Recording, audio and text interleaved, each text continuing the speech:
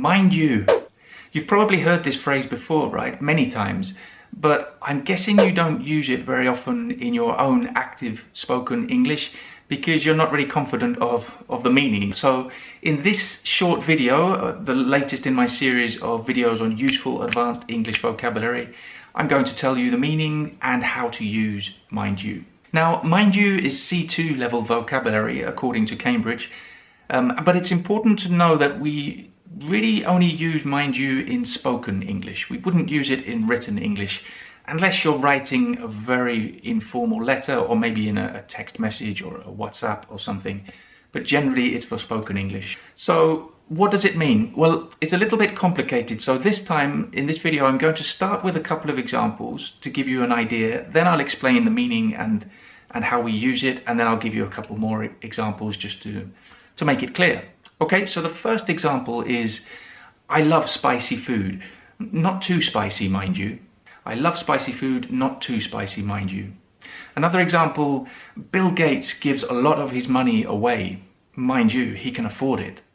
So how do we use mind you and why do we use it? In both of those examples, you're using mind you to introduce extra information.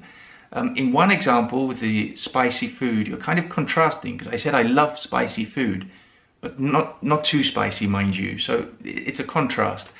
With the Bill Gates example, it's explaining, he gives a lot of his money away. Mind you, he can afford it. That's the reason. We're explaining why he does that. But in both cases, you're emphasizing this extra information you're giving. Okay, I'll give a couple more examples. She's always complaining about the weather.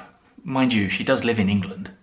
So in that case, I'm using mind you to sort of explain what I have already said. So she's always complaining about the weather. Mind you, that she does live in England, so that's the reason. I'm terrible at organizing my time.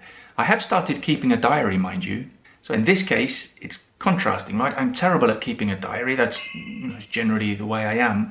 But in contrast to that, I'm keeping a diary, so I'm emphasizing, actually it's not that bad. There's some contrast. Okay, one more important thing I should say before we finish regarding pronunciation. This phrase actually contains an interesting aspect of connected speech. So when we put the two words together, a new sound is created.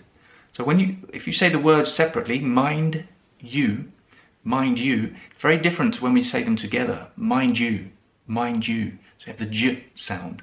I'm planning to make a longer video on connected speech in the future where I'll go into more technical details, but it's something to pay attention to. It's much easier to say mind you than mind you. You can't really stop.